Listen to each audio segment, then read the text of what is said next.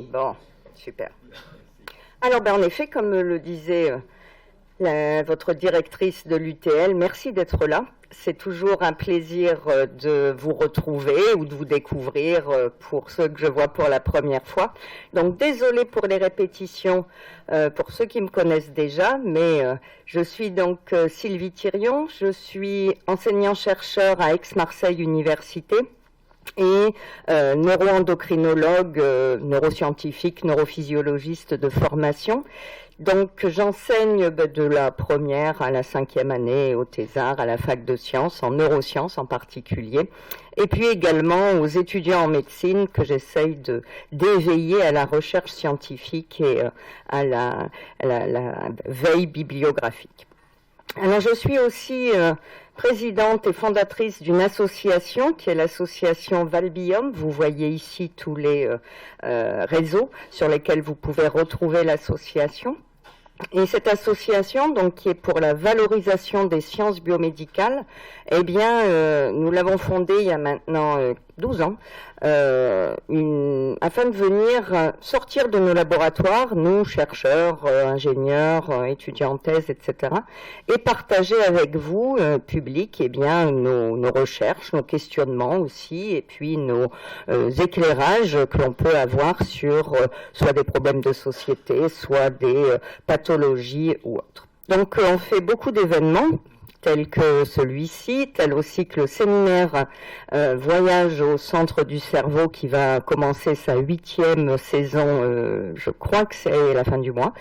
Et donc, voilà, vous pouvez aussi avoir des informations sur nos actions en nous suivant sur les réseaux ou sur le site internet. Pas très à jour le site internet, mais c'est sûr un jour je vais m'y remettre parce que c'est du boulot et donc Facebook est un peu plus à jour ainsi qu'Instagram. Vous avez aussi une adresse mail si vous souhaitez nous contacter. Alors, je ne sais pas si ça, je vais peut-être monter le son pour m'éloigner un peu. C'est toujours bon? Alors, l'ocytocine, cette hormone au fabuleux pouvoir, c'est le titre que j'ai donné à cette conférence. J'imagine que la plupart d'entre vous ont déjà entendu parler de l'ocytocine, et l'ocytocine, c'est souvent ce qu'on voit nommer l'hormone de l'amour dans la presse, dans la littérature, etc. Et évidemment, ça l'est fortement. J'ai donné une conférence sur ce sujet en mars dernier, ici même, cerveau et amour, et j'ai largement parlé d'ocytocine, donc j'ai choisi aujourd'hui de vraiment aller beaucoup plus largement et de faire qu'une toute petite partie sur ce sujet de ocytocine et amour. Vous le savez peut-être, mais j'en profite pour vous le redire, donc j'ai eu la chance d'être contactée par une éditrice l'été dernier, et donc j'ai écrit un ouvrage qui s'appelle La science de l'amour, l'amour décrypté par une neuroscientifique qui s'adresse en fait aux jeunes et moins jeunes, à partir de 12 ans environ, et qui est un ouvrage illustré que vous pourrez consulter, et si ça vous intéresse, acheter à l'issue de la conférence, je me ferai un plaisir de vous le dédicacer. Alors l'ocytocine, si on vient regarder ce que c'est, alors vous voyez ici sa formule chimique qui peut paraître un petit peu barbare, et ici donc c'est pas vraiment une protéine parce qu'elle est petite, ça fait partie de la famille des protéines, mais c'est ce qu'on appelle un peptide. Vous voyez ici 9 acides aminés. Et je ne vais pas en parler beaucoup aujourd'hui, mais je veux quand même attirer votre attention sur le fait qu'elle a une petite sœur. Une petite sœur qui lui ressemble beaucoup, qui est la vasopressine. Elle lui ressemble beaucoup parce que vous voyez ici, il n'y a que deux petits endroits, deux petites acides aminés qui diffèrent entre les deux molécules. Et elles sont localisées sur le même chromosome très très proche. Et c'est plus récent dans les recherches et aussi dans l'intérêt qui porte la science, mais on voit vraiment qu'elles ont des rôles souvent combinés et quelquefois antagonistes, quelquefois au contraire qui viennent se céder l'un l'autre. Et donc c'est quelque chose qui émerge de plus en plus et dont il faut tenir compte aussi dans toutes les analyses que l'on peut faire et les hypothèses que l'on peut formuler. Alors, où est-ce que ça se passe dans le corps, cette ocytocine et cette vasopressine? Où est-ce qu'elles sont toutes les deux formé, synthétisé, eh bien ça va se percer ici. Alors vous voyez ici une vue générale du cerveau, et vous voyez une toute petite zone qui s'appelle donc l'hypothalamus, et juste en dessous, pendue sous le cerveau littéralement, une petite glande qui s'appelle l'hypophyse. Et ces deux-là, ça va vraiment être les chefs d'orchestre de tout ce qui est hormonal, de toute donc nos synthèses hormonales et toutes les fonctions qui sont régies par les hormones. Donc ça va être aussi bien la croissance, ça va être les hormones thyroïdiennes, la reproduction, la thermorégulation, le stress, les hormones du stress, etc. Je ne pourrais pas toutes les citer, mais donc c'est ici que ces chefs d'orchestre un peu de nos glandes hormonales sont localisés. Donc ici, cette hypophyse, vous voyez une petite glande suspendue sous le cerveau, et l'ocytocine et la vasopressine, eh bien c'est au niveau de l'hypothalamus, ce sont des neurones, ce sont des neurohormones, et ces neurones vont venir synthétiser, produire ces deux peptides, et vont venir les libérer dans la circulation sanguine au niveau d'une partie de l'hypophyse qu'on appelle la neurohypophyse. Alors, on a donc, vous le voyez, cette capacité de venir ensuite retrouver dans le sang ces hormones. Elles vont être libérées dans la circulation sanguine, mais pas que, on le reverra tout à l'heure. Et dès qu'on parle d'une molécule active, donc ici l'ocytocine ou la vasopressine, ça va être, faut le voir comme des émetteurs, mais pour qu'un émetteur puisse envoyer un signal, il faut qu'il y ait un récepteur qui puisse le recevoir. Donc, on parlera au cours de cette conférence quelquefois d'ocytocine, quelquefois du récepteur à l'ocytocine. Alors ici, vous avez la structure tridimensionnelle du récepteur de l'ocytocine. On la voit au milieu, là, qui est venu se lier à son récepteur.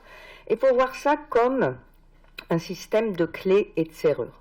Toutes les clés n'ouvrent pas une clé ne va pas ouvrir chaque serrure. Et donc, les molécules chimiques et leurs récepteurs ont comme ça quelque chose de spécifique l'un envers l'autre. Alors, un des premiers rôles connus de l'ocytocine, ça a été celui qu'il joue au moment de la grossesse et au moment de la naissance du bébé. En effet, cette hormone, eh bien, elle va être très importante dans l'accouchement d'une part et dans l'allaitement d'autre part. Alors, vous voyez ici les hormones, les niveaux d'hormones qui fluctuent. Ici, on est au cours d'une grossesse donc de 9 mois, et vous avez ce qu'on appelle les hormones sexuelles, que sont les œstrogènes, la progestérone, qui montent au fur et à mesure comme ça de la grossesse. Et puis vous avez aussi une autre hormone qui est la prolactine qui monte et qui, selon que la maman choisit d'allaiter ou pas, eh bien va durer elle dans le temps pendant tout l'allaitement. C'est elle qui va permettre la production du lait ou eh bien venir de redescendre à des niveaux très bas s'il n'y a pas d'allaitement. Donc là, vous avez les 9 mois de grossesse. Si on regarde ce qu'il en est au niveau des récepteurs de l'ocytocine, des récepteurs de l'ocytocine en particulier au niveau du myomètre. Qu'est-ce que c'est que le myomètre? C'est l'utérus. Eh bien, vous voyez que ces récepteurs vont augmenter au fur et à mesure de la grossesse, puis vont vraiment venir monter en flèche en fin de grossesse. Qu'est-ce que ça va venir permettre? Eh bien, cela va permettre les contractions utérines. Donc, vous avez l'ocytocine qui augmente, les récepteurs à l'ocytocine, je vous disais, ce partenaire de l'hormone, qui augmente en fin de grossesse, et le système, un petit peu le mécanisme, au départ, ce qui va venir déclencher tout ça, c'est la tête du bébé qui vient appuyer sur le col de l'utérus. Une fois qu'il va y avoir cette pression au niveau du col, eh bien, il y a des récepteurs sensoriels, donc des récepteurs à la pression qui vont être activés et qui vont envoyer un message nerveux qui va passer par la moelle épinière, par ici ce qu'on appelle le tronc cérébral, et qui va arriver jusqu'au cerveau, au niveau de l'hypothalamus. Ça va donc venir stimuler les neurones à ocytocine. L'ocytocine va être libérée dans le sang et ça va induire les contractions utérines. C'est ce qu'on appelle donc le réflexe de Ferguson. Et vous avez une autre fonction donc importante qui est comme ça maîtrisée, gérée par l'ocytocine. Je vous disais, c'est l'allaitement. Eh bien, l'allaitement va être dans un système qui va être assez proche. C'est-à-dire que là, le stimulus de base, ça ne va pas être le tête du bébé qui vient appuyer sur le col de l'utérus, ça va être la tétée, donc les récepteurs sensoriels ici du mamelon, qui vont, une fois activés, eh bien, remonter donc tout un signal nerveux, encore une fois, le long de la moelle épinière, encore une fois activer les neurones à ocytocine, l'ocytocine est libérée, et c'est également sur des cellules musculaires que l'ocytocine agit, parce que l'ocytocine, elle vient contracter ces cellules myo-épithéliales, myo ça veut dire muscle, c'est-à-dire que pour que ce lait, il faut qu'il est produit, certes, hein, on a le lait qui est produit et qui gonfle nos seins, mais ensuite, pour qu'il puisse être excrété, eh bien, il y a des petits canaux qui doivent se contracter pour permettre l'éjection du lait.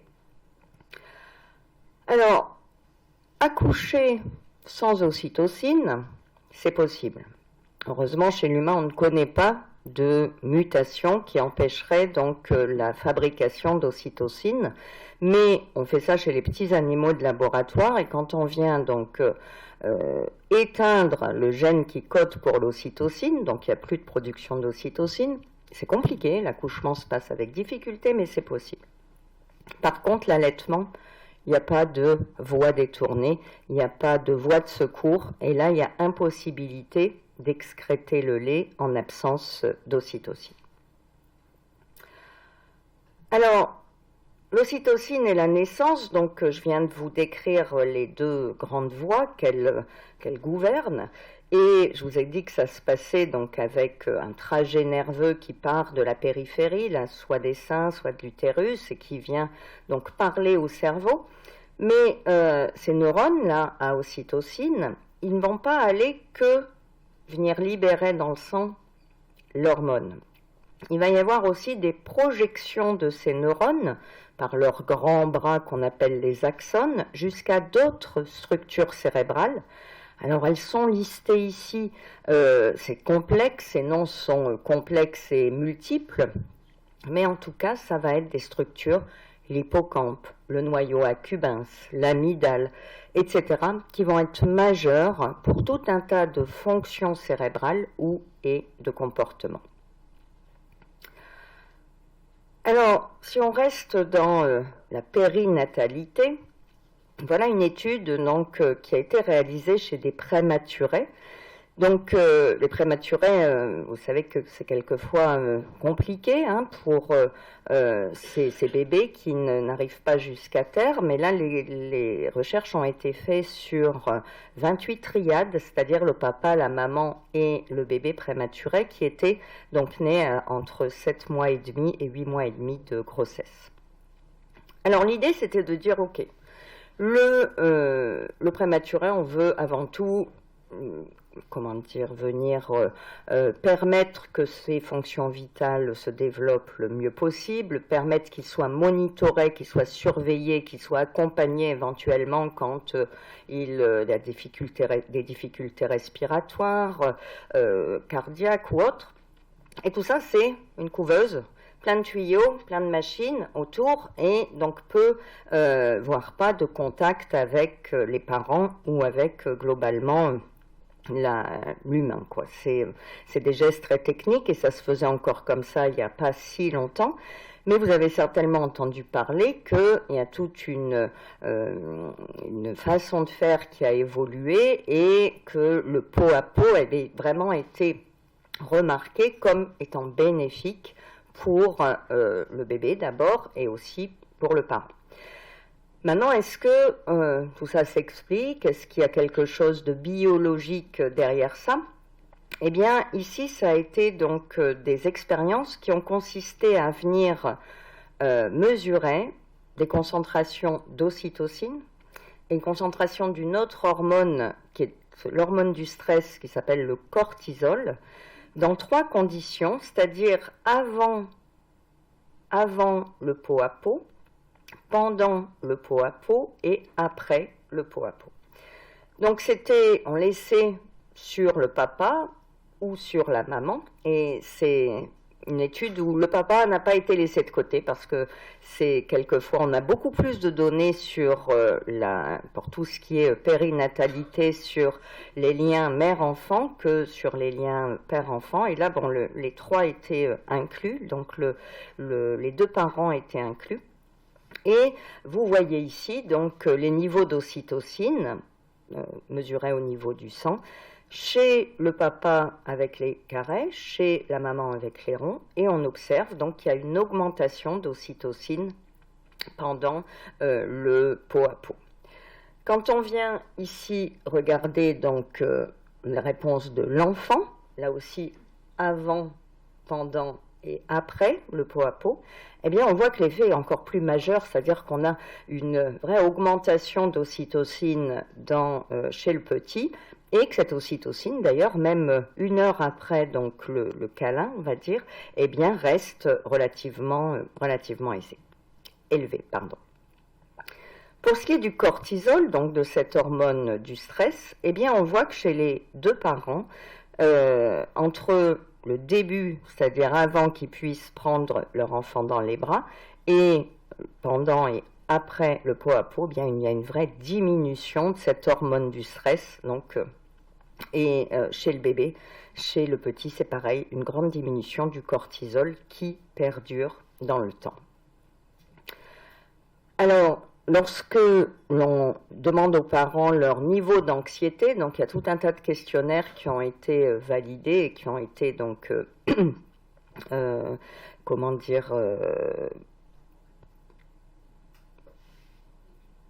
j'ai un bug, oui, publiés, qui sont en fait avec des échelles qui permettent donc d'évaluer finement les niveaux d'anxiété. C'est des questionnaires donc qui ont été en effet validés et publiés.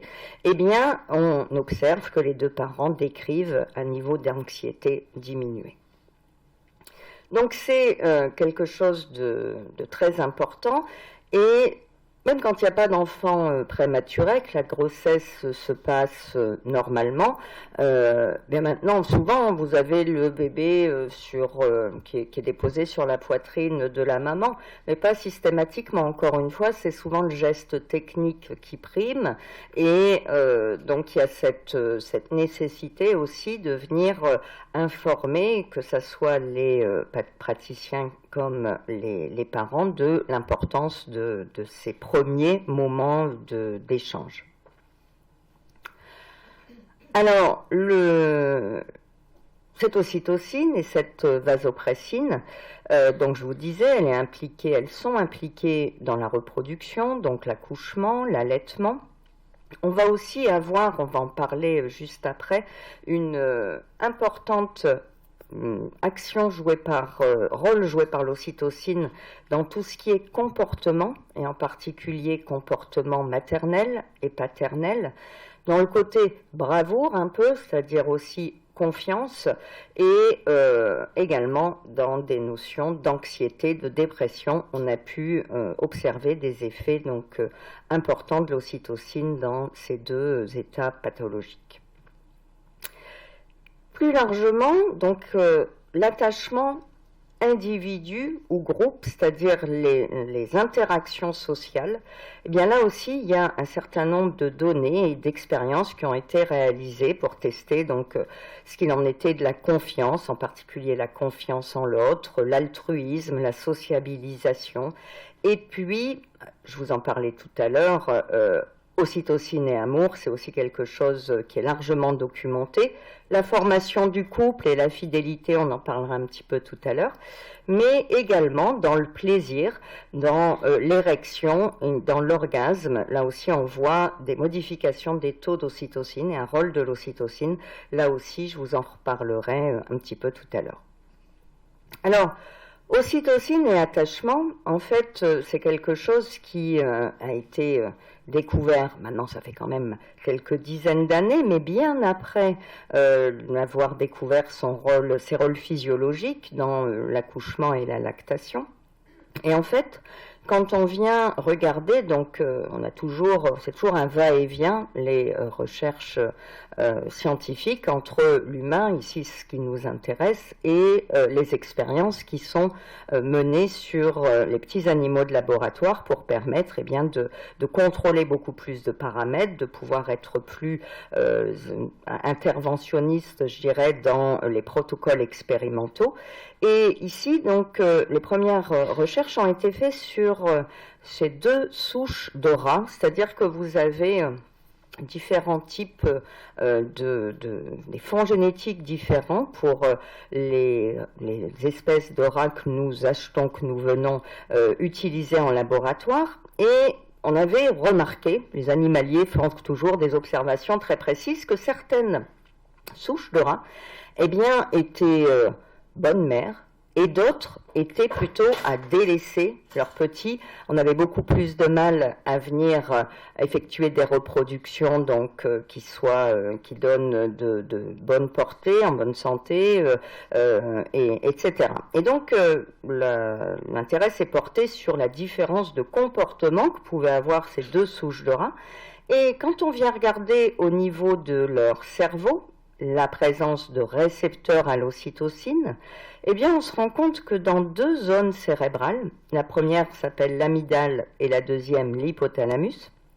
L'hypothalamus, je vous en ai parlé tout à l'heure, est cette zone du cerveau qui vient là où est fabriquée donc l'ocytocine et où sont localisés les neurones à ocytocine. Et l'amygdale, ça va être une zone très importante dans tout ce qui est émotion, dans tout ce qui est donc sensible, sentiments, etc.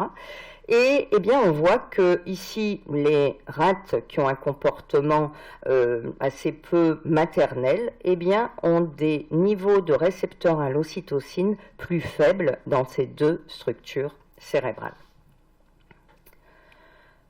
Si on vient s'intéresser maintenant à l'humain et à l'attachement maternel, et donc dans cette expérience, cette fois l'ocytocine était amenée de l'extérieur, parce qu'on a toujours besoin, là aussi dans la démarche scientifique, on observe des choses. Là on observait que de façon naturelle il y a plus d'ocytocine ou moins d'ocytocine dans tel ou tel cas, mais là si c'est nous qui venons ajouter à un moment donné de l'ocytocine, on peut voir un avant et un après. Et donc c'est ce qui a été fait ici dans cette expérience. En fait, c'était des mamans donc qui avaient été recrutées, qui étaient qui venaient d'accoucher, et pendant que on leur faisait entendre des pleurs de bébé, elles étaient en train de passer un IRM fonctionnel. Alors IRM fonctionnel, c'est quoi? IRM, vous savez certainement ce que c'est, vous en avez peut-être même déjà passé donc en centre de radiologie. En recherche, on a la possibilité, on a la technologie pour non seulement avoir l'image très définie, très précise du cerveau, mais aussi pour avoir son activité. C'est-à-dire qu'on va pouvoir venir mesurer de façon indirecte l'activité cérébrale pendant une tâche donnée. Et ici, donc, en l'occurrence, c'était pendant que la maman entendait donc le cri, le pleur de bébé. Alors, c'était pas leur bébé, je ne sais pas si je vous l'ai déjà dit. C'était pas le leur, et en fait donc il y avait deux conditions. Il y avait donc le premier groupe où il n'y avait pas d'administration d'ocytocine, et ici ce deuxième groupe où on faisait inhaler à la maman un pchit, donc on lui faisait prendre un pchit d'ocytocine. Alors vous pouvez regarder qu'entre ce groupe contrôle et ce groupe ici sous ocytocine, les zones du cerveau qui sont allumées entre guillemets mais ne sont pas les mêmes. C'est-à-dire qu'ici, on a une zone qui est l'amygdale, qui est fortement activée, alors que là, pas du tout. Et ici, dans une autre zone cérébrale qui s'appelle l'insula, ben c'est le contraire. C'est-à-dire que c'est les mamans qui sont sous ocytocine qui vont avoir une augmentation de leur activité cérébrale au niveau de l'insula. Et qu'est-ce que c'est ça? Eh bien, ça va être l'amygdale. C'est une des zones, ben, je vous en parlais juste avant, qui va être très en lien avec les émotions, en particulier avec la peur aussi, avec le stress. Et l'insula, ça va plus être une zone d'émotions subjectives, c'est-à-dire la façon dont on va avoir de les analyser, la façon dont on va avoir d'avoir confiance en soi, d'être empathique, etc. Et vous voyez bien que la simple administration d'ocytocine permet de passer d'une réaction donc cérébrale différente. Et ici, donc, vous avez ce cri de l'enfant, donc du bébé inconnu qui vient stresser la maman, alors que quand elle est sous ocytocine, eh bien, ça va être quelque chose de beaucoup plus détendu comme réaction, où elle va avoir donc non plus ce stress, mais une envie plutôt d'aller aider ou d'aller vers le bébé. Alors beaucoup de recherches ont été faites sur ce sujet, et j'en ai relevé deux qui me semblent importants. C'est qu'on vient regarder, alors je vous ai parlé du récepteur de l'ocytocine, je vous ai parlé donc de gènes, de ce récepteur. Je ne sais pas si vous savez que nous sommes tous porteurs, donc à 99,999999 porteurs du même ADN, mais néanmoins il ne va pas s'exprimer de la même façon. Et même dans sa composition, c'est-à-dire dans son écriture, eh bien, on va avoir, selon les personnes, des petites particularités. C'est-à-dire qu'un gène, si on prend ça pour une phrase, il va être donc toujours écrit de la même façon. Et puis, chez une petite portion de la population, ben, il y a un mot qui va changer, ou deux fois une lettre, etc. C'est ce qu'on appelle les polymorphismes. Les polymorphismes génétiques, on en a enregistré et donc recensé beaucoup. Ils peuvent être complètement silencieux, en tout cas ils ne viennent pas développer un problème particulier, mais on peut venir quelquefois les associer à des particularités, et c'est ce qui a été fait ici dans cet article de 2018 par Ludner et ses collaborateurs. C'est qu'en fait, on est venu regarder, donc, c'est les mères qui avaient eu une petite enfance douloureuse, avec en particulier une histoire d'abus dans la petite enfance. Eh bien, l'attachement que ces mamans portaient à leur enfant était influencé par le type de séquence génétique de leur récepteur à l'ocytocine. C'est-à-dire que selon les polymorphismes dont elles étaient, qu'elles portaient, eh bien, l'attachement à leur enfant était différent. Autre étude, à peu près dans les mêmes années, eh bien, c'est que les niveaux d'ocytocine, cette fois, étaient mesurés, donc de prise de sang avec des mesures de concentration d'ocytocine, et on venait donc objectiver par différentes questionnaires ou tests le comportement bienveillant que pouvaient avoir les parents envers leur enfant. Et ce qui a pu être observé, c'est qu'il y avait une corrélation entre le comportement de bienveillance des parents vers leur enfant et leur niveau d'ocytocine. Alors, je vous ai dit tout à l'heure, il y a aussi un rôle important de l'ocytocine dans tout ce qui est liens sociaux, et des petits animaux de laboratoire qui sont les campagnols des prairies et les campagnols des montagnes, qui sont deux petites espèces de rongeurs très très proches. On va en reparler tout à l'heure, ils ont été très étudiés, en particulier dans toutes les recherches sur l'ocytocine. Mais ils ont des organisations sociales différentes, ces deux espèces de rongeurs, alors qu'ils sont vraiment très proches génétiquement. Et on observe, quand on vient juste regarder la quantité de récepteurs à l'ocytocine que l'on trouve dans leur cerveau, donc ici ce sont des coupes de cerveau de ces petits rongeurs, et en noir c'est le signal qui permet de montrer la présence de récepteurs à l'ocytocine. Et vous voyez très facilement qu'on trouve des quantités de récepteurs à l'ocytocine beaucoup plus importants chez, ici, ces campagnols des prairies par rapport aux campagnols des montagnes. Et on le concrétisera tout à l'heure, c'est tout à fait en lien avec leur différence au niveau comportemental. Alors, je pourrais vraiment pas tout vous raconter. Regardez déjà ici, j'ai pas tout mis, les aspects dans lesquels l'ocytocine a été montrée être impliquée. Donc, il y a des recherches qui ont porté sur la confiance, en particulier sur la confiance en l'autre, sur la capacité de venir reconnaître les émotions, en particulier les émotions sur le visage. La capacité de l'ocytocine aussi à venir minimiser, en tout cas diminuer la peur d'être trahi. Aussi, l'ocytocine a été montré pouvoir venir créer une vraie cohérence dans un groupe, c'est-à-dire que quand vous avez des groupes formés et qu'on vient administrer de l'ocytocine, il va y avoir une solidarité augmentée dans ce groupe. Également le charme, la sociabilité, les souvenirs émotionnels, la générosité, l'empathie. Donc évidemment, il y aurait de quoi faire un cours de plusieurs dizaines d'heures sur le sujet. Alors ce que je veux vous montrer ici, c'est des recherches qui sont assez récentes. C'est dans ces interactions sociales, donc cette capacité d'avoir envie d'aller vers l'autre, d'être capable donc d'interagir avec l'autre. Des expériences ont été réalisées chez des petits rats de laboratoire, parce qu'en fait, les technologies avançant de plus en plus, nous avons la capacité de venir, avec différents systèmes que je ne vais pas vous développer ici, activer spécifiquement, quand on le souhaite, les neurones à ocytocine, juste en envoyant une petite lumière dans le cerveau. C'est ce qu'on appelle l'optogénétique. Et vous voyez ici donc cette petite fibre lumineuse qui est donc implantée dans les zones où on trouve les neurones à ocytocine. Alors qu'est-ce qui se passe?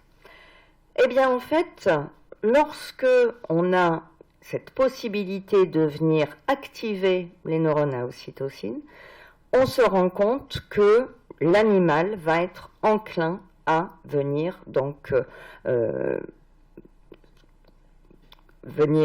interagir avec son congénère. De la même façon, quand on vient en fait avoir une stimulation sensorielle, c'est-à-dire qu'il suffit que les animaux se soient touchés au départ et eu un contact tactile, ça vient activer un certain nombre donc de récepteurs sensoriels, ça vient activer les neurones à ocytocine et ça vient renforcer le lien, renforcer la capacité des congénères à interagir ensemble. Alors, ça a amené en fait à s'intéresser également, est-ce que le toucher chez l'humain pouvait aussi avoir une importance et un lien avec cette ocytocine? Et en fait, il a été découvert qu'il existe des fibres qu'on appelle des fibres C tactiles qui sont particulièrement sensibles et activées par l'ocytocine. C'est dans les deux sens. C'est-à-dire quand on vient activer ces fibres C tactiles, ça va venir augmenter les niveaux de l'ocytocine et vice-versa. Et ces fibres C, c'est vraiment des fibres de la caresse parce qu'elles vont s'activer lors de légers mouvements, en particulier des mouvements à rebrousse-poil. Et les chercheurs se sont même amusés à venir essayer de caractériser le plus possible quelles étaient ces fibres, les caractéristiques donc des caresses qui pouvaient activer ces fibres. Et donc, en fait, les conditions idéales pour ce qu'une caresse décuple le plaisir, c'est qu'elle soit sur une zone légèrement poilue, que la pression de la main soit modérée, que sa vitesse soit ni trop rapide ni trop lente. Vous avez même la vitesse là, donc 2,5 cm par seconde. Vous pouvez, voilà, là c'est toute une... Après, si, ça demande Et également, en fait, elles vont être très réactives à la température d'environ 32 degrés, qui est en fait la température de la peau humaine. Donc, il y a vraiment dans ce toucher, je vous ai parlé du peau à peau tout à l'heure. Il y a plein de recherches aussi, j'en parlerai pas, j'aurai pas le temps d'en parler, donc je vous le cite simplement, où on voit que d'interagir, même de se disputer en ayant un contact tactile, eh bien, va pas donner les mêmes réactions, va pas engendrer les mêmes niveaux de stress, ne va pas donc déclencher les mêmes effets, enfin autant d'effets négatifs que si on se dispute à distance. Bon, ceci dit, hein, c'est pas toujours facile. Hein. Bon, attends, j'ai plein de reproches à te faire, donne-moi la main. Bon. Mais, bon, c'est toujours bien de le savoir. Alors, il y a aussi ce côté de douleur.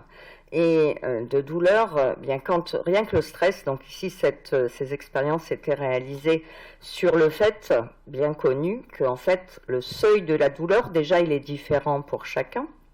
On ne va pas trouver une stimulation douloureuse à la même pression. Si vous venez par exemple appuyer de plus en plus fort sur votre main, ben, vous n'allez pas tous déclencher la main stop, j'ai mal au même moment. Et quand par contre on est sous l'effet d'un stress, quand on est stressé de façon chronique, bien on sait qu'on va avoir un seuil, une sensibilité à la douleur beaucoup plus forte. Et ce qui a pu être montré, ben vous voyez ici OT, c'est l'ocytocine, et les flèches en rouge, c'est toutes les actions de l'ocytocine. Ben déjà, l'ocytocine, je ne l'ai pas cité tout à l'heure, mais elle vient réduire le stress. Comment est-ce qu'elle réduit le stress? Bien, je vous ai parlé de l'hormone du stress qui est le cortisol. Eh bien, les actions cellulaires de l'ocytocine, et avec ses récepteurs, avec tous les mécanismes qui sont en jeu, eh bien, l'ocytocine diminue les niveaux de cortisol. On a pu montrer aussi que l'ocytocine diminuait la douleur. La peur, donc ici, donc la peur va être aussi un phénomène qui va engendrer du stress. Et quand par contre on peut se préparer, il y a une certaine préparation à la peur, ça diminue le stress. Vous savez que vous allez faire quelque chose d'un petit peu qui est stressant, si mentalement vous y pensez, vous y préparez, ok, j'ai une araignée dans la chambre, j'aime vraiment pas ça, j'ai horreur des araignées. Bon, c'est pas grave, c'est bon, je vais y arriver. Vous allez avoir un niveau de stress qui va pas être aussi important. Eh bien, là aussi, l'ocytocine, non seulement elle diminue la peur, mais elle permet une meilleure préparation, donc comme ça, à gérer cette peur. Et donc, vous voyez que, eh bien, elle a cette capacité de venir inhiber la douleur qui est déclenchée par le stress. Alors quand je reviens un petit peu à ocytocine et attachement, parce que l'attachement pour les humains, que ce soit donc pour son ou sa compagne ou compagnon, ses enfants, ses amis, mais on sait, on est pour beaucoup, je crois qu'on est un des pays où on a le plus d'animaux domestiques et peut se créer en fait un lien très fort aussi entre son chien, son chat, peu importe l'animal de compagnie qu'on a. Et il y a eu des recherches qui ont pu être menées également sur est-ce que, du coup, eh bien, l'ocytocine intervient aussi dans ce lien fort qui peut exister entre un maître et son animal. Et toutes les recherches ne vont pas dans le même sens. C'est encore des recherches qui n'ont pas beaucoup de niveau de preuve, dans le sens où pour pouvoir avoir des conclusions robustes, il faut que le nombre d'expériences d'animaux et de maîtres, enfin de diadres maître animal soit important, il faut qu'elles aient été reproduites, etc. Donc là, on n'est pas encore sur des choses très très bien documentées, mais ce qui ressort pour l'instant de la littérature, eh bien, c'est que d'être en lien avec son animal augmente aussi l'ocytocine, de le toucher, d'interagir avec lui. Et également, chez l'animal de compagnie, on a pu montrer une augmentation d'ocytocine quand il donc jouait avec son maître ou sa maîtresse.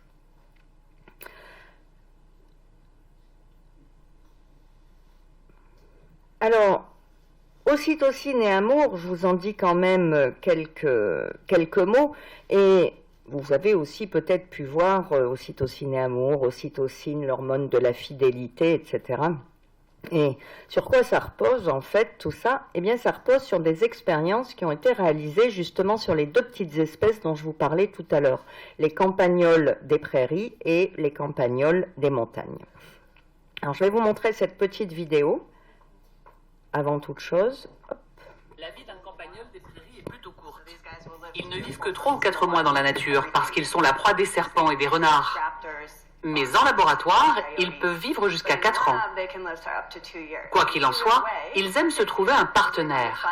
Ils restent avec lui toute leur vie, en continuant à faire des petits.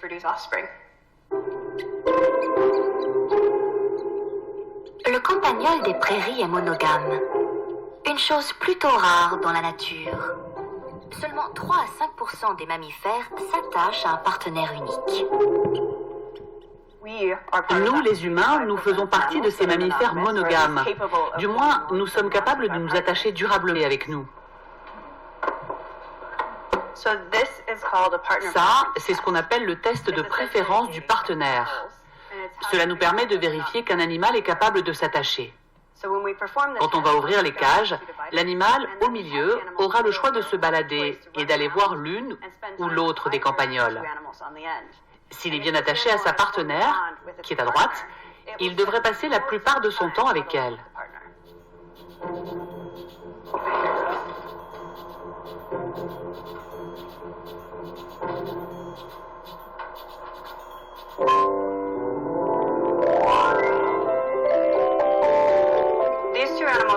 Ces deux-là sont en couple, vous voyez?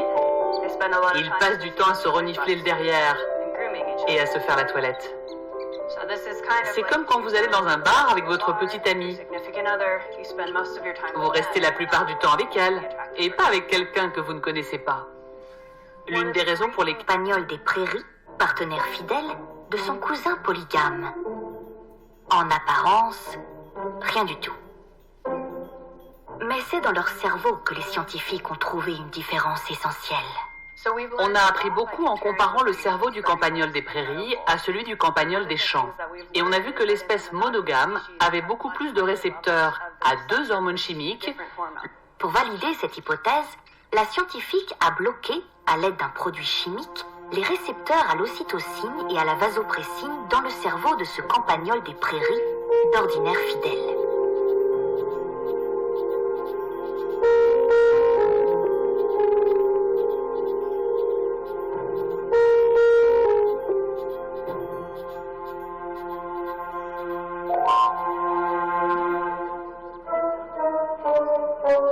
Cette fois, le campagnol ne montre aucun signe d'attachement à sa partenaire.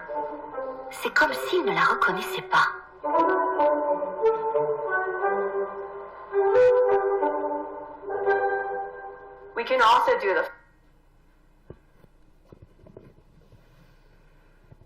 Voilà, donc vous voyez qu'il y a possibilité, alors on s'amuse en recherche quand même parce que c'est Mimi tout plein de venir jouer avec ses petites souris, enfin ces petits campagnols, et ben voilà, c'est le type d'expérience où on vient. Alors après, ce qui est moins drôle, c'est que tout ça c'est des vidéos, on vient pas les déranger, là c'était juste pour permettre aux journalistes d'avoir des images, mais après vous avez les vidéos et vous avez les temps de contact, alors tout est comptabilisé, si justement ils se reniflent derrière, s'ils sont en train de se lécher, s'ils sont en train de se monter dessus, s'ils sont du pot à pot, etc. Et quand il faut venir mettre tout ça en tableau, en mesure, en statistique, c'est un petit peu moins drôle, mais ça, on est toujours très content quand après on obtient les résultats. Et donc, eh bien, ce que vous avez donc, hop là, vous avez donc déjà eu beaucoup d'informations. Si je reprends juste pour vous fixer les idées. Donc, les campagnols des prairies, ils sont monogames. Et ce que vous voyez ici, c'est-à-dire qu'une fois qu'ils ont cohabité avec un partenaire, que ce soit donc si c'est une femelle avec un mâle et vice-versa, eh bien, et qu'il y a eu une première copulation importante. Une fois qu'il y a une première copulation, ils restent fidèles. C'est pour ça qu'on appelle l'hormone de la fidélité. S'ils se rencontrent, puis qu'ils se rencontrent à nouveau, mais qu'il n'y a pas eu d'accouplement, eh bien, eh bien, ça ne donne pas ce choix pour le partenaire. Là, donc, vous avez, mating, c'est justement la copulation, eh bien, du temps passé avec le partenaire qui est beaucoup plus important. Figurez-vous que c'est des espèces aussi, enfin en tout cas ce campagnol des prairies, là c'est le temps passé sur le nid à s'occuper des bébés, pour la femelle et pour le mâle. Pareil, exactement. Ils s'occupent autant l'un que l'autre des petits, qui est un comportement très peu courant chez les mammifères. Oui. Nous sommes des mammifères, Et ici, vous avez les comportements d'agression. Je ne sais pas si vous avez vu dans le film, à un moment, il montre un peu un comportement agressif, comme vous pouvez le voir ici. Eh bien, une fois, donc quand c'est envers un étranger, c'est-à-dire la première fois qu'ils se rencontrent, ce ne sont pas des espèces qui sont agressives du tout. Quand ensuite, il y a eu donc le couple qui s'est formé ici, eh bien, quand ils rencontrent le partenaire, quand ils sont en interaction avec le partenaire, il n'y a pas d'agression particulière. Par contre, donc là, c'était les mâles qui étaient, l'agression des mâles qui était mesurée. Quand on met une femelle étrangère, eh bien, il se met à avoir des comportements agressifs envers la femelle étrangère et encore plus lorsqu'il s'agit d'un mâle étranger. Donc une fois le couple formé, il y a vraiment ce comportement de monogamie, de parent modèle entre guillemets et de défense un peu du couple. Alors, vous avez entendu également qu'il y avait des expériences qui pouvaient être faites sur les récepteurs à l'ocytocine ou à la vasopressine. Donc tout à l'heure, dans le petit film, les chercheurs bloquaient les récepteurs à l'ocytocine. Ici, dans ces expériences que je vous montre, on est venu en rajouter, c'est-à-dire on est venu faire une manipulation génétique pour que les récepteurs à l'ocytocine soient plus présents, ou à la vasopressine, les deux ont été faits, dans une zone du cerveau qui s'appelle le noyau accumbens, qui est une zone très importante pour le plaisir, qui fait partie du circuit de la récompense. Et voilà, on est cette fois chez des célibataires, c'est-à-dire des femelles ou des mâles qui n'ont encore jamais rencontré, qui ne sont pas en couple, donc jamais rencontré de partenaires, exactement. Et on regarde de nouveau le temps de contact, que ce soit, alors ils ont des congénères familiers, c'est-à-dire ceux avec qui ils partagent la cage par exemple, et des partenaires étrangers qu'ils n'ont jamais rencontrés. Le temps de contact est équivalent quand on est chez les contrôles, on le disait, il n'y a pas de préférence de partenaire quand il n'y a pas eu copulation encore. Par contre, quand vous venez artificiellement mettre plus de récepteurs à l'ocytocine, eh bien, celui ou celle qui partageait sa cage, c'est-à-dire qui lui était familier, il devient attaché et il forme, donc alors qu'il n'y a pas eu d'accouplement, alors qu'il n'y a pas eu ce système biologique qui a été mis en place, eh bien, ils forment un couple et vont venir passer plus de temps avec leur congénère familier qu'avec l'étranger. Alors ça, c'est chez la femelle que l'on observe cela, et ça n'a pas obtenu ces résultats chez le mâle en fait. Ça n'a pas fonctionné chez le mâle. Parce que chez le mâle, quand on vient surexprimer les récepteurs à l'ocytocine, on n'observe rien. Par contre, quand on vient surexprimer les récepteurs à la vasopressine, eh bien là, on observe les mêmes types de comportements. Je vous en parlais tout à l'heure de cette hormone presque jumelle, cette grande sœur de l'ocytocine, qui est la vasopressine. Eh bien, chez le mâle, lorsque l'on vient surexprimer, donc mettre plus de récepteurs à la vasopressine dans cette zone cérébrale, eh bien, le comportement d'attachement se développe, alors que c'est avec l'ocytocine que ça se passe chez la femelle. Donc cette vasopressine, c'est qu'un exemple, j'en parle pas beaucoup, mais vraiment, quelquefois c'est pour un sexe et pour l'autre, c'est pas la même des deux hormones, quelquefois c'est antagoniste et quelquefois par contre ça vient s'aider mutuellement. Alors, si on vient parler, je vous ai dit tout à l'heure donc que l'ocytocine, puis je vous en ai montré ici quelques exemples, donc ocytocine et amour, ocytocine et attachement. Et vous avez vu dans mon petit tableau récapitulatif aussi que c'était une hormone qu'on voyait importante aussi pour l'érection, au moment de l'éjaculation, au moment de l'orgasme, c'est-à-dire que ça a été des mesures qui ont été faites où on voit une augmentation des niveaux d'ocytocine à ces moments-là. Alors, est-ce que pour autant, parce que vous voyez un niveau d'ocytocine augmenté, il y a un lien direct qui peut être fait? C'est un petit peu la question que se sont posées ici les chercheurs qui ont expérimenté, enfin qui ont inclus dans leur étude des femmes qui étaient donc anorgasmiques, c'est-à-dire qui n'avaient pas la capacité de vivre l'orgasme, d'aboutir à l'orgasme, et des femmes qui avaient une sexualité donc classique, je dirais, enfin classique c'est pas le terme, épanouie, et qui elles arrivaient à l'orgasme. Alors ce qui était mesuré, c'est en fait pas seulement de la gaudriole, hein. C'est-à-dire que les dysfonctions du désir les sexuelles, on le sait, ça reste quelque peu tabou, mais ça peut être une vraie souffrance, et pour la personne, ça peut être aussi une difficulté dans le couple. Et donc ici, ce qui était mesuré, c'était différents critères, différents paramètres, le désir, les sensations, le niveau de lubrification, donc l'orgasme atteint ou pas, la satisfaction, voire également la douleur. Et donc ces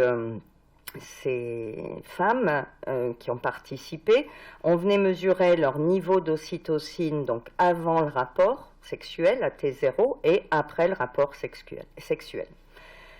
Et ce qu'on a pu observer, eh bien, c'est que ce qu'on voyait dans le cerveau, c'est-à-dire au moment de l'orgasme, cette augmentation de l'activité des neurones à l'ocytocine, eh bien, on pouvait le retrouver jusque dans le sang, c'est-à-dire qu'au niveau sanguin, il y avait une augmentation des concentrations d'ocytocine chez les femmes qui avaient donc eu un rapport sexuel orgasmique, et non pas par contre, c'était pas le cas chez les autres. Alors ça a motivé les chercheurs à dire peut-être que ça peut être un moyen d'action, une cible, cette ocytocine. Et en fait, là, dans cette étude, ils sont venus donc inclure dans leur étude des femmes qui étaient en préménopause ou en post-ménopause. On sait que la période de périménopause est une période où, entre autres, il y a pas mal de choses qui donc se modifient, et entre autres, le désir sexuel ou plaisir sexuel peuvent être affectés. Et en fait, donc là aussi, ça a été objectivé, ces dysfonctions sexuelles par différents types de paramètres mesurés. Et en fait, donc ces femmes recevaient des pchites d'ocytocine, une administration d'ocytocine régulière. Et cette administration intranasale à long terme d'ocytocine, eh bien, a amélioré la fonction sexuelle et aussi les symptômes de dépression chez les femmes au fil du temps.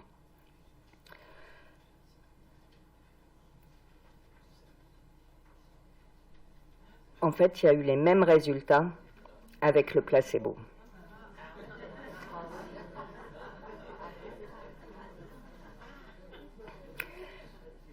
Mais il y a eu une amélioration. Voilà. Et sur les symptômes dépressifs et sur donc la fonction sexuelle. Et une autre étude, quelques années plus tard, s'est intéressée au ressenti de l'homme, toujours chez en venant regarder donc les partenaires des femmes qui avaient été incluses dans l'étude, donc avec ce des symptômes de désir sexuel hypoactif. Et en fait, l'administration donc d'ocytocine chez des femmes qui souffraient de troubles du désir sexuel hypoactif, eh bien, leurs partenaires considéraient que ça avait amélioré de façon significative la qualité de leur vie sexuelle, et également ils évaluaient leur performance sexuelle dans leur couple plus positive. Donc l'homme, qui lui ne recevait rien, qui était juste avec une femme, bien sûr, il connaissait donc l'étude à laquelle participait sa compagne, eh bien, est venu rapporter l'amélioration donc de la qualité de leur vie sexuelle. Ces messieurs ne savaient pas si madame était incluse dans le groupe de l'ocytocine, dans le groupe du placebo. Eh bien, c'est les mêmes résultats là aussi qui sont obtenus, que la femme soit sous ocytocine ou qu'elle soit sous placebo. Donc, tout ça pour dire qu'il n'y a absolument rien de démontré d'un point de vue biologique. Par contre, le fait que ce souci, cette question soit posée, que des choses soient effectuées autour donc de ces symptômes, ben rien que ça a permis d'améliorer, en fait, que ça soit chez la femme comme dans le couple en général, eh bien, ces dysfonctions, plutôt soucis sexuels. Alors, donc c'était, voilà, pour vous dire qu'il y a des pistes, il y a des choses qu'on cherche qui donnent des résultats complètement négatifs, mais pas complètement négatifs. C'est-à-dire que ce n'était pas l'hypothèse qu'on portait qui a pu donner des résultats. Par contre, peut-être que le fait de voir que de s'occuper et de s'intéresser à la question permettait de venir améliorer les relations du couple. Alors, l'ocytocine, je vous ai donné que des points positifs, ou presque. Ce qui est important de retenir, c'est qu'il faut nuancer tout ça. Et déjà nuancer, donc je vous ai pris quelques exemples. Les campagnols des prairies, là, dont je vous parlais, qui sont monogames, qui sont bons parents, qui restent en couple pour la vie, eh bien, quand on fait des injections d'ocytocine à faible dose à la naissance, on observe, une fois qu'ils sont arrivés à l'âge adulte, une augmentation de l'ocytocine dans le cerveau et une augmentation aussi de leur tendance à rester en couple. Quand maintenant on fait des injections de forte dose, à cette même période, on fait la même manip, mais une fois on fait des faibles doses, une fois on fait des plus fortes doses, eh bien là ça va venir perturber et diminuer leur tendance à former des couples. Donc il y a déjà ce côté de dose, et en biologie c'est pour beaucoup ça, le mieux est l'ennemi du bien, c'est-à-dire ni trop ni trop peu, et quelquefois ça va être justement de venir restaurer plutôt que de venir booster quelque chose qui peut fonctionner. Alors pour faire ces expériences, parce qu'il y a beaucoup d'essais cliniques qui ont été faits avec l'ocytocine, l'ocytocine a ce défaut d'être une molécule, c'est un petit peptide, une petite protéine, donc ça se dégrade facilement, elle a une durée de vie dans l'organisme qui est courte, elle a également c'est compliqué de passer ce qu'on appelle la barrière hémato-encéphalique, c'est-à-dire qu'on a une sorte de barrière, pas imperméable, mais quand même très serré entre le sang et le cerveau qui a comme fonction de nous protéger de tout un tas d'agressions.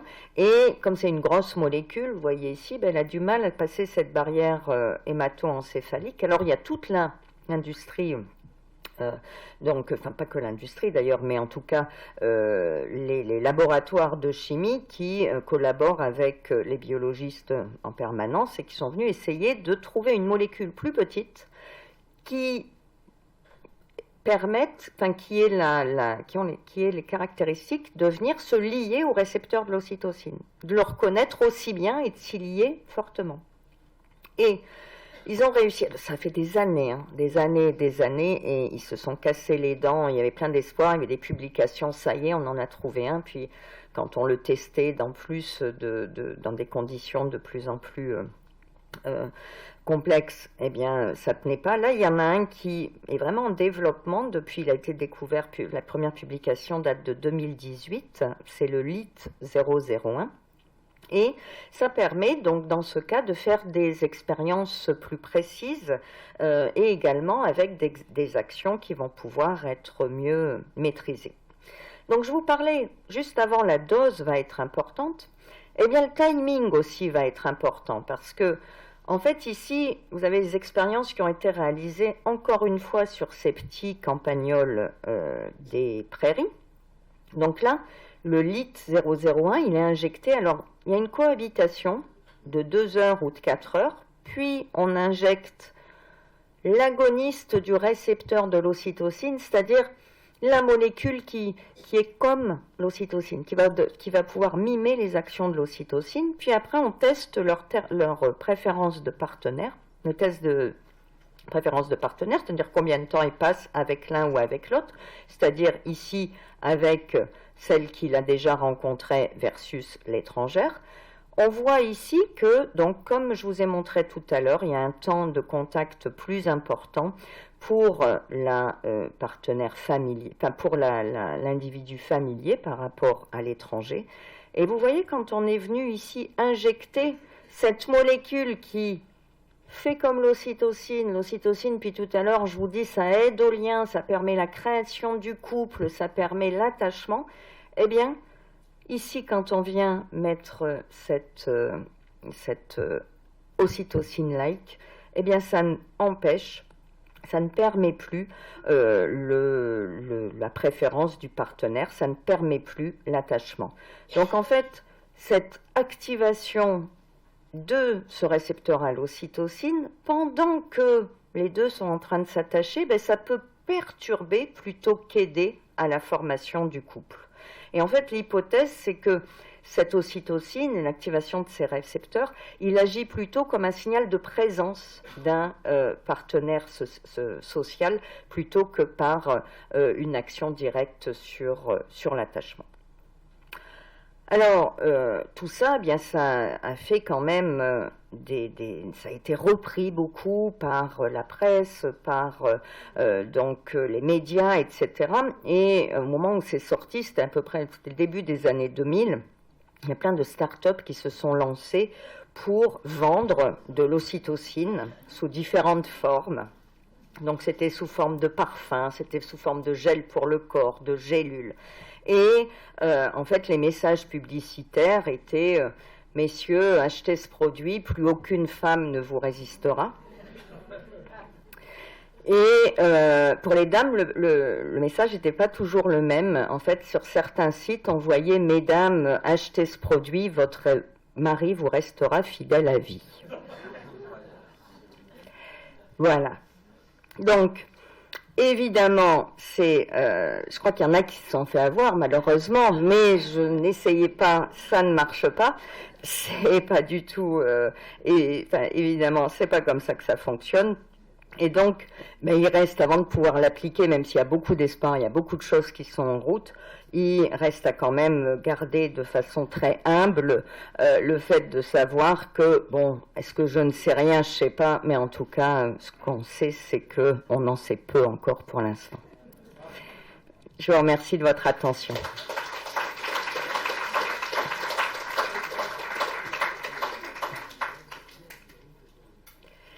Alors, est-ce qu'il y a des questions ?